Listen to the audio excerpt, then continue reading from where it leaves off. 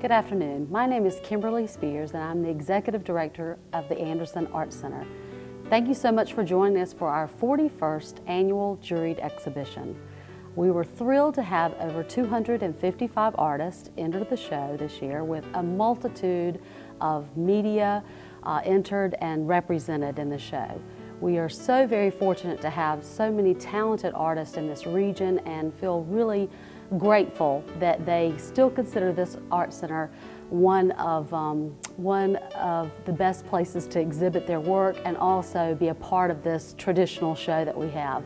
It is one of the longest running juried shows in the state, and we are proud that we were able to raise $26,450 in award money this year. So without further ado, I will turn it over to our very capable juror, Sandy Rupp. Hi, I'm Sandra Rupp, and I am the owner of Hampton 3 Gallery that's right outside of Greenville, South Carolina. It's now the oldest gallery in the state. And I've had the privilege of being here today in Anderson at the Anderson Art Center, judging the exhibition for this year. And this was one of the greatest challenges I've had in jurying an exhibition. I've never seen such quality work from so many artists from so many different places.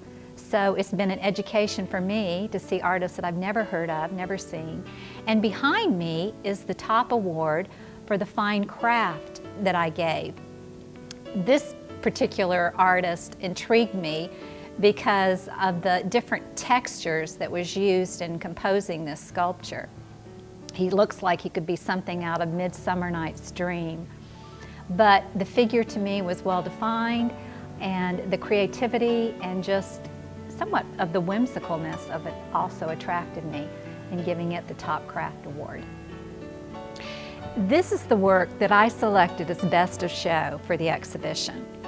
When I'm looking at artwork as I curate exhibitions at my gallery and even work with museums, I'm looking for basic principles of art: harmony, rhythms, contrast, different things that draw the eye's interest. This particular piece, as you look at it, you think, well, there's not a whole lot of color in it, but the tonalities are so beautifully done, and the lines in the work, they move constantly, and your eye is just going all over the surface of this painting. Actually, this textile is what it is. So usually I'm dealing with paintings, but this particular piece had such a classic feel to me, and also the hand was so evident in every single inch. Even the lines as they were stitched through, whether they were color or whether they were more neutral, they just continually moved, and so I felt like this deserved the top recognition. I've never been to French Lick, Indiana, but I felt like I could walk into this painting. This is an artist that I was totally unfamiliar with, and yet as soon as I saw it, I saw not only beautiful composition, but the realism in this painting also has abstractions in it, which also intrigued me. And look at the way he dealt with the light. I found that very intriguing too. This window as you go out toward the caboose. So this again hit one of the top responses for me, and I'm pleased to be able to award second place to this artist.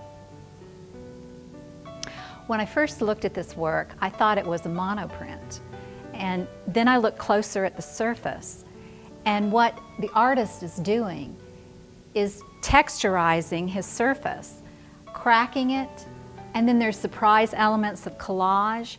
And so the more I looked at this work, the more I got something different from it. It was a surprise that I kept entering into, and I felt compositionally and the color and all of it worked. So I was pleased to give this third place in the exhibition. What drew me first into this work were the strong delineations, the edges, which I'm always drawn to in art, and yet each geometric shape was almost like a different painting. And so even though this is a realistic time and place photograph, it had the quality of a painting to me and a surprise element also to it. So this is what is the reason that I gave this top award as far as photography. But I need to say, there were so many good photographs in this exhibition, even those that I eliminated from the show that I could not put in.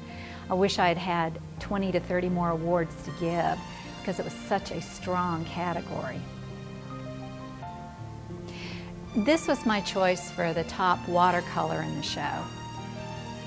As I looked at this painting, I loved the choice of somewhat negative space with the way the artist utilized the snow.